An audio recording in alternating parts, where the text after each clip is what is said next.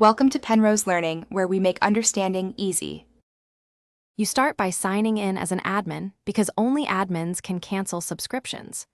Once logged in, open the billing or subscriptions page to view active plans and billing cycles. This helps avoid unexpected prorations. Make sure you note the organization ID and subscription ID and screenshot recent invoices in case support asks. These identifiers speed resolution. If you're not an admin, you'll need to request admin rights or ask the admin to perform the next steps now. You locate the subscription entry and choose Cancel or End Subscription. Zoho often places this under Setup Billing or My Account Subscriptions. When you click Cancel, read the prompt because it shows the effective end date, service cutoff, and any prorated refund or credit.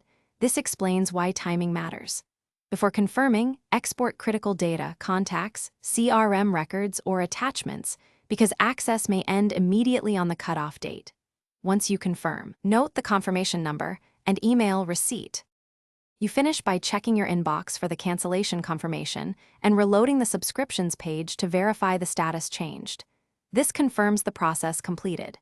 If the plan still shows active or billing continues, contact Zoho support immediately with your organization ID, subscription ID, confirmation number, and a screenshot. This reduces back and forth. If you're billed after cancellation, dispute the charge citing the confirmation and request a refund. Escalate to billing support if the response is slow. Thanks for watching. If this was helpful, leave a like and consider subscribing. See you next time.